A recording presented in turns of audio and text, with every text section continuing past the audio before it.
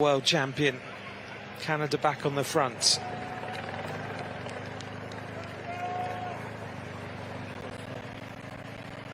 A lot of the pacemaking has been done by Janaya Francis. The Canadian team really looking strong. They believe in Isabella Holmgren.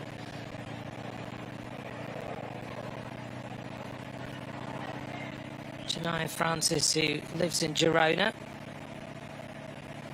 rides with the Windspace team. Canada getting more and more women riders into their program.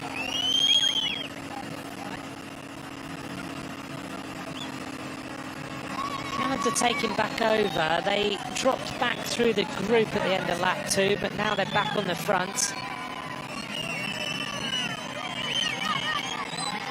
And this Canadian squad is a squad that's getting some good guidance, in particular from Caroline Canuel, a rider who of course rode at the very top World Tour level alongside the likes of Anna van der Breggen and others in the team, so she's given them some guidance. She took the team to Watersley in Holland to do a spring project with them early this year, and you can just tell that they've got their knowledge and their tactics right for this race so far. Canada looking good. This crowd is absolutely immense.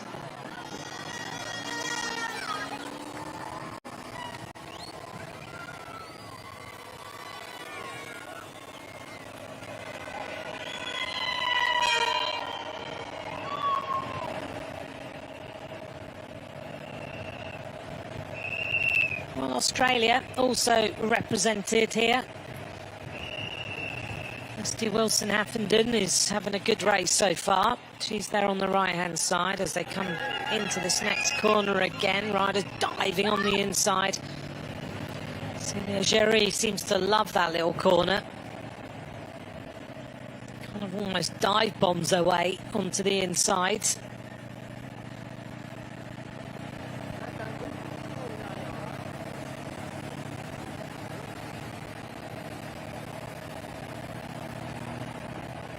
Great Britain taking up position again up towards the front in that white kit with the blue shorts. 57 of the riders in this field don't have a professional win. Another big group of riders coming back. In particular there at the rear is Yara Rukundo. I think this rider from Rwanda is actually very strong and just needs that ability to just stay in the right place in the peloton, because to me she's still, if you look the way she's riding, those legs are not gone yet. She's just losing it on the climbs a little bit, and she doesn't really have, I think she's got one other teammate in there. Still Rwanda have got riders being represented. So they're doing a good job so far. RY'UMUKINO is still in there, number 44. So Rwanda still, at this point in the race, have got riders still who are in contention.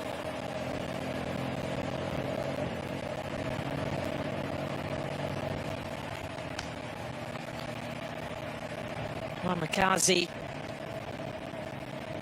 rode the Tour de l'Avenir.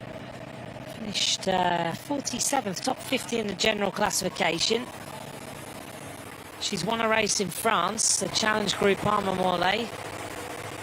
And this is Niara Rukundo. Claudette is still riding. She just needs to find the confidence to just move up the peloton a little bit, so she's not left into these corners where she drops off the back and then has to work so hard to get herself back on. She's clearly a strong rider. Her teammate is a bit further up. She's in the World Cycling Centre team. She joined the World Cycling Centre in August, so she's part of that programme. 21 years of age. She's just a little bit further up. You can tell she's happy sitting right in the midst of the peloton.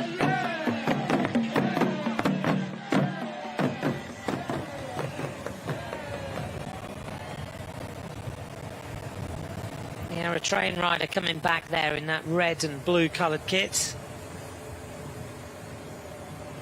This last seat.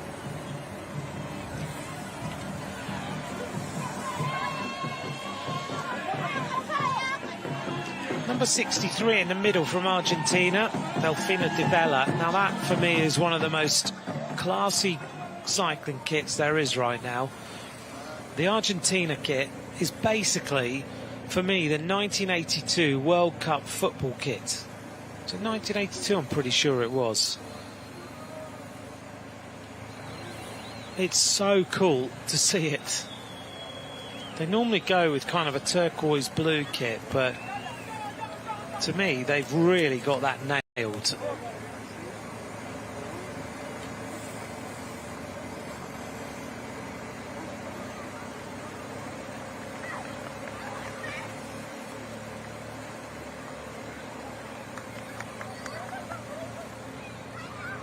The 1982 kit was manufactured by Lecoq Sportif, who used to be the sponsors of the Tour de France yellow jersey at one point.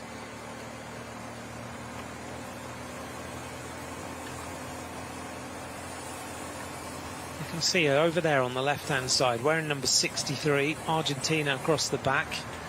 Black shorts, white and turquoise jersey with the stripes. Classy.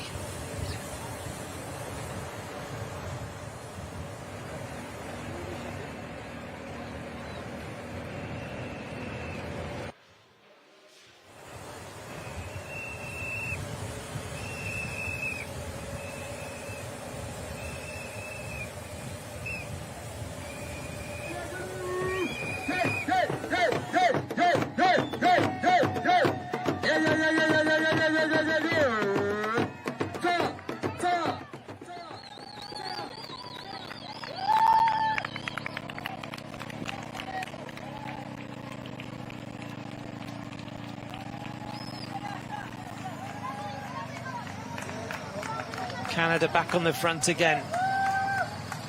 Celia Jerry, left-hand side as we look. Being dropped again this time is Shaw of Great Britain.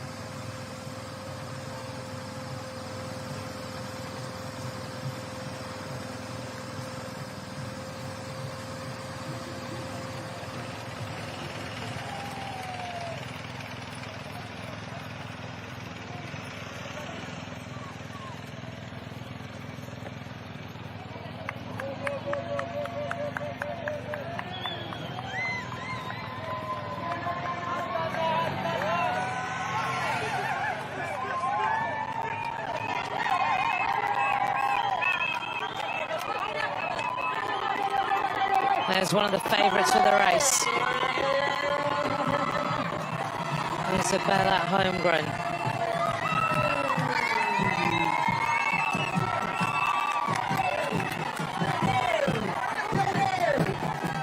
Another problem for Spain as the other Ruiz Paris, Lucia, is dropped.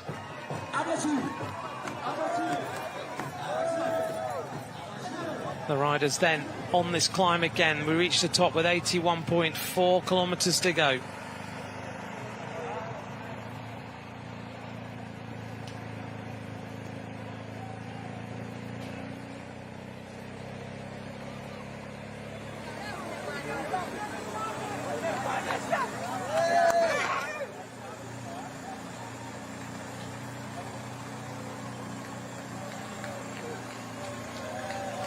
This is Elizaveta Holland.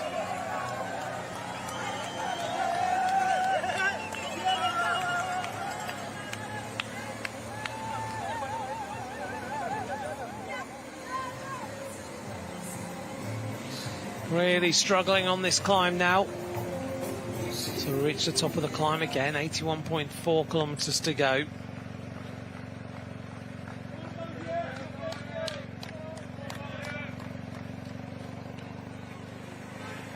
And going out the back is again Nyara Rukundo.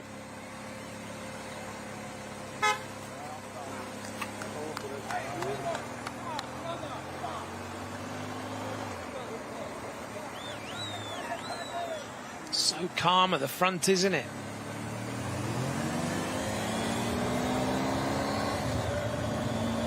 Misty Wilson-Hafferton moves up on the right-hand side. And this is where we are, to give you an idea of where we are on the circuit. So we come down, we do that little loop around onto the climb and then back through the finish line.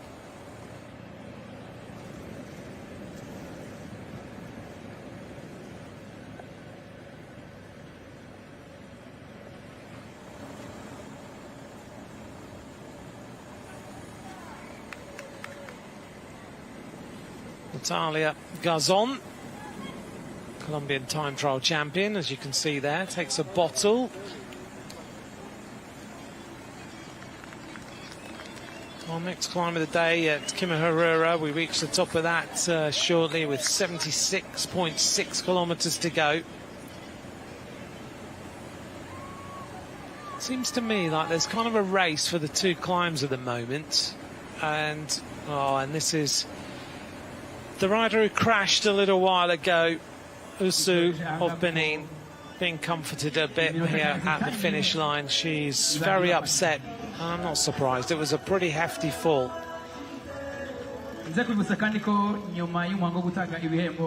Just cannot be comforted at all.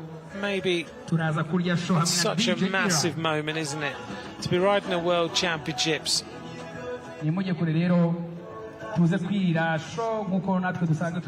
this is the area on the course in the pits where the riders, after so many laps, will start to see riders appear there, particularly in elite races. It tends to happen, and the riders will make their way back to that pits area. That's where the teams are assembled, and that's where they will drop out of the race if they're not unable to keep with the tempo that's been set by the front of the peloton itself. Isabella Holmgren seems to be intent on just staying right at the front, showing that she's strong. Whether that's the best idea or not, I don't know. Well, it remains to be seen whether that is the good tactic. She's clearly incredibly strong. She kind of towers over this peloton, doesn't she? She looks very composed, very controlled. She dominated the Tour de l'Avenir. She won 3 stages, winning into Tignes in the prologue. She won into La Rosière. And then she won the individual time trial in La Rosière as well. Winning overall, winning the youth classification, winning the mountains, and only finishing 9th in the points.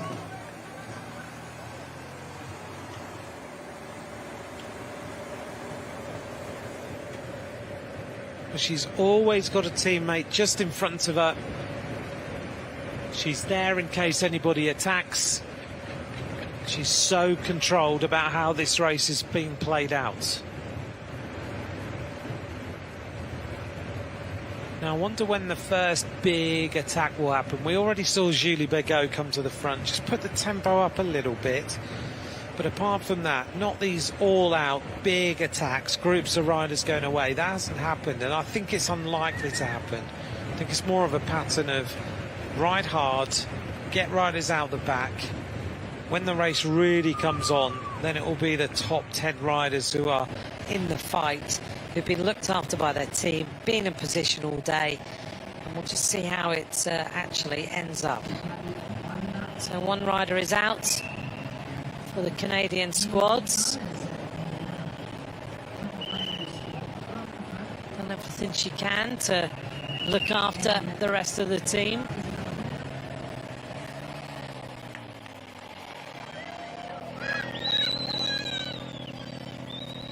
Great Britain now taking control.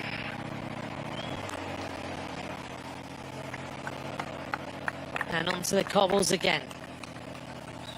So the abandon now of Vanette Osu, as we've seen. Monique Duplessis of Namibia. Annabelle Thomas was the Canadian we just saw there, who's now out of the race. Kimihurura, climb again. Holmgren goes to the front, pushes the pace. All the kids are out. Down the side of the road. Enjoying the atmosphere and creating the atmosphere. Going out the back again, unfortunately, is Narara Kundo. She's got dropped on this climb every single time. Also the Colombian in trouble. This is Garzon. And yet again in trouble, the American who keeps coming back into the race is Ella Sabo. But Holmgren is very happy in that red and white kit to push the pace and really keep this momentum going and putting riders in difficulty.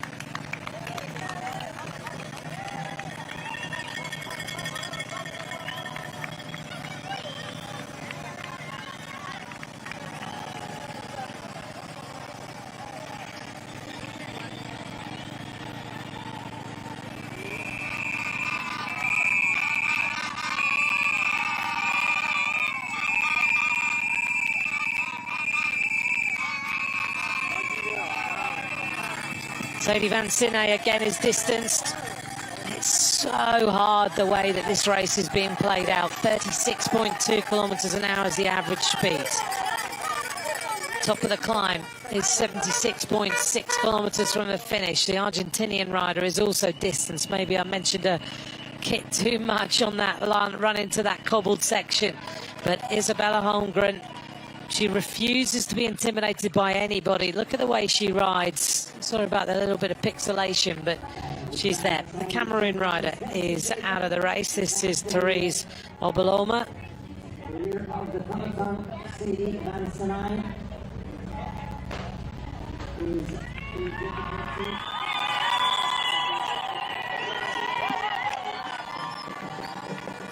And again being dropped is Ali Anderson. It's Talia Appleton who's at the front. Talia Appleton is the Australian who's been looking strong alongside Holmgren all day so far.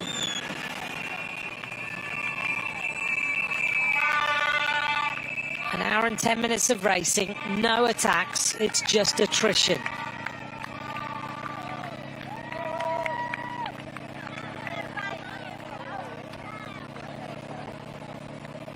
Holmgren must be so confident after that Tour de l'Avenir win that she's literally just happy to ride everybody off her wheel.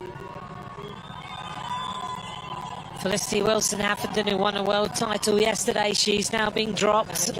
Great Britain are about to see a rider go out the back, but this rider from Canada, Isabella Holmgren, is dominating the front of this peloton.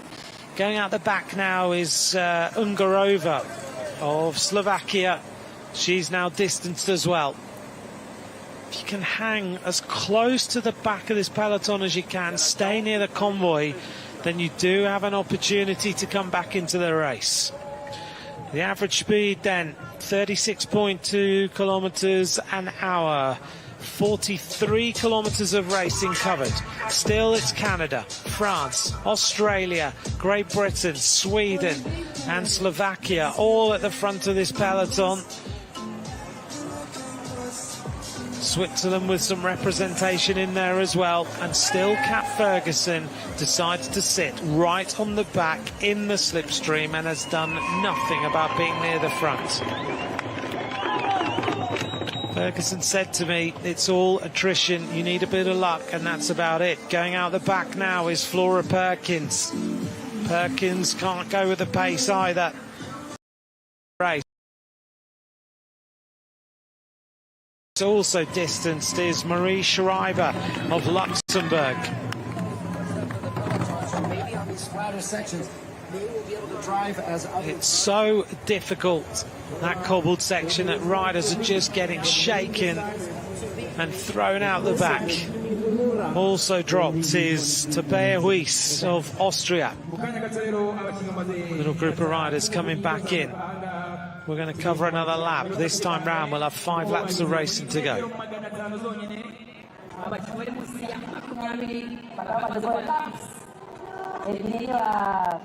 So Talia Appleton, left-hand side. Isabella Holmgren, right-hand side of her as we look. Celia Jarry in that black helmet of France in the middle.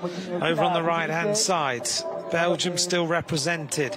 Marion Bunel is the French rider on the yellow bike with the yellow helmet. Laura Perkins and her group coming back with Marie Schreiber. Schreiber in that red-coloured kit, a fantastic cyclocross rider.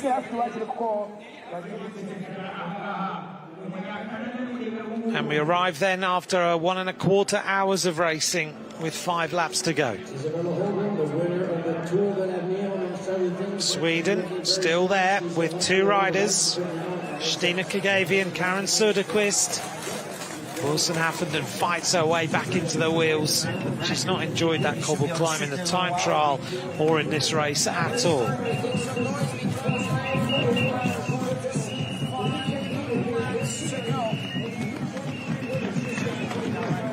Peloton makes his way through.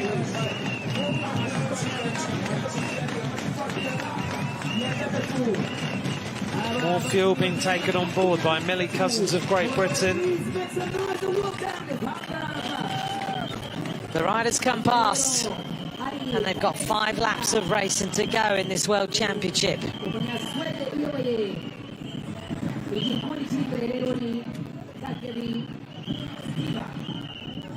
So they're calling it at 26 riders in that lead group.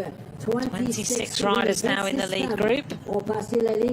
This has completely been decimated. Those are the 2 French riders. 26 riders after 3 laps of racing. How many riders are going to be left? Oh, big problem here for the Swedish rider, Karen Söderqvist. I think the rider from Argentina. Yep. Needs to get going as quickly as possible. Stay in the convoy. Seconds off the pace. Seconds off. Söderqvist gets going again.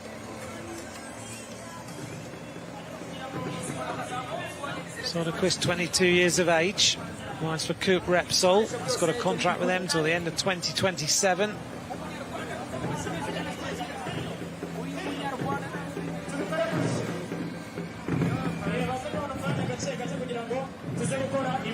So it's Stina Kagavi at the front in the colours of Sweden, that blue and yellow kit. Laura de Schaper's there, Isabella Holmgren, Celia Gerry, Justina Chapler of Germany, Talia Appleton of Australia, Millie Cousins of Great Britain, Julie Begot of France, Eleonora Giabocco of Italy, Selma Lanch of Germany, Chladnova of Slovakia, Londono of Colombia, Mull of Poland, Nemkova of the Czech team. Söderqvist was at the front, then dropped. So 26 riders in that front group.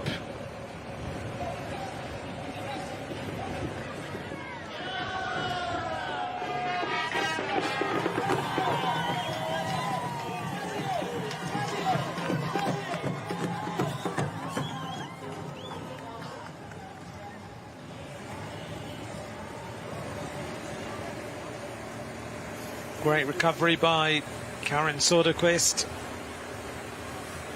Back in the race. Didn't panic. Rode very well indeed to get herself back into the wheels as quickly as possible. She's ridden a lot of races this season. All over the world. Ridden in the Czech Republic, ridden in Spain, ridden in France, in Sweden, in Portugal. Even ridden some gravel races in Sweden.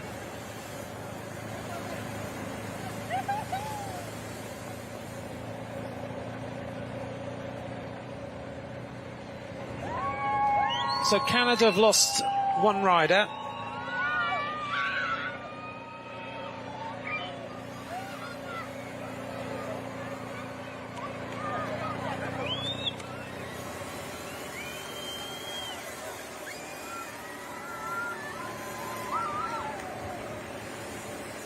Just looking to see if Rwanda still have riders in here. Wamakazi was, by the looks of things, maybe just coming back, number 44, but I can't see her here yet.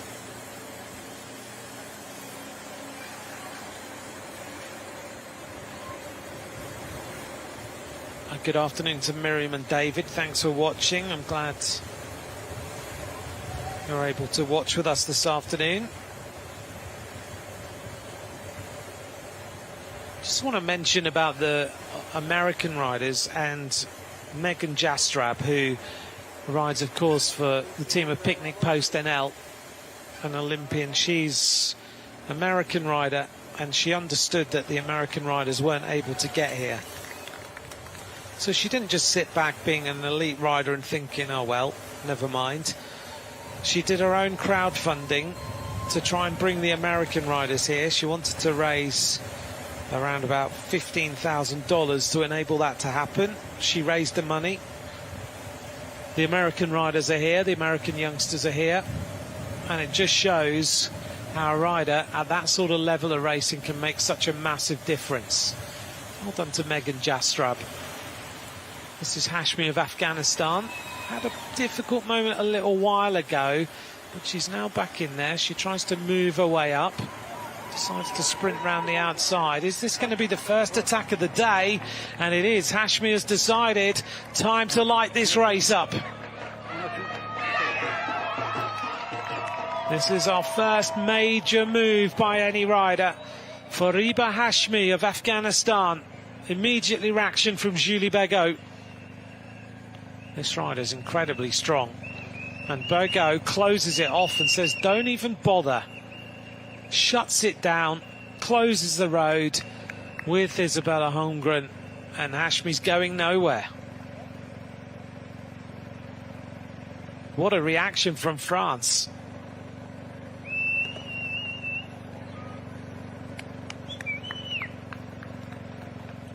Well, it just shows the strength of the bigger teams in here, deciding that, no, we're not prepared to let you do anything today. Fariba Hashmi is an attacking rider. She rides currently for the Sarah Tizit Pro Cycling team. She's a stage winner in the Tour of the Ardèche. She's the Afghanistan Road and Time Trial champion.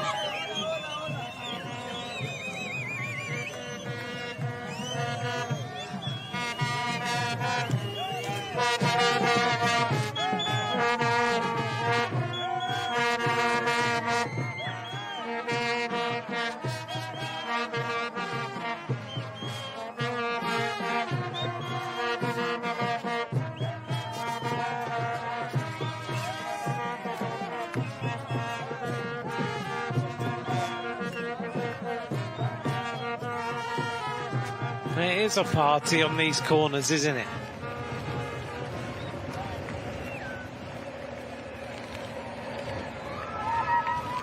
Normal service resumes. Canada on the front of the peloton.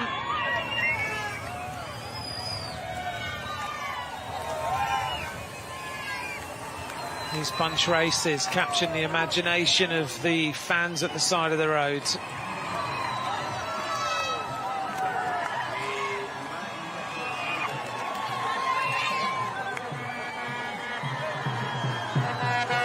Taking the next turn, heading towards the next climb of the day. We're going to reach Kigali Gulf.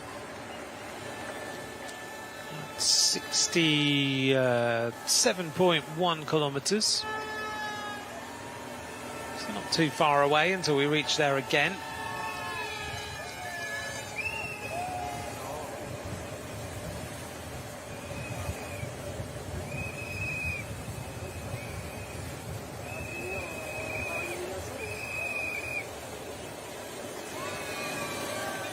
This is this corner where some riders like to dive bomb. Hashmi is still up above at the front and still wants to try and get involved in some sort of action.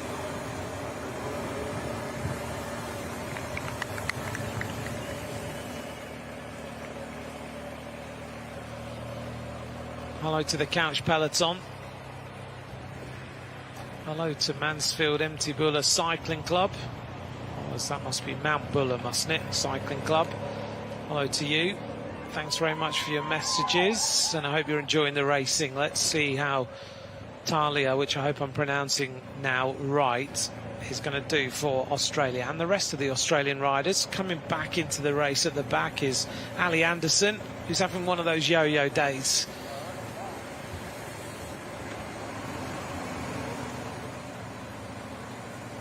America, the USA, still represented right-hand side of the road.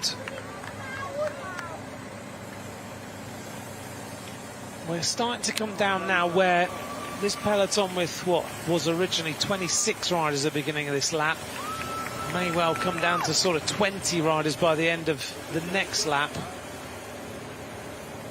And it starts then to become really a fight for survival, and the strongest will survive till the end. It's amazing that Kat Ferguson has literally sat right at the back of this group the entire time. She has done nothing. I guess it's her way of dealing with the pressure of everyone thinking that she is the race favourite. Just now and then she moves up. Doesn't seem to want to waste any energy whatsoever, the 19-year-old Briton. She's had some amazing results this year, hasn't she, already? Taken victories, stage win in the Tour of Britain, won the points classification, finished second overall, 7th on a couple of stages of La Vuelta, 3rd in Trofeo Binda at the beginning of the season.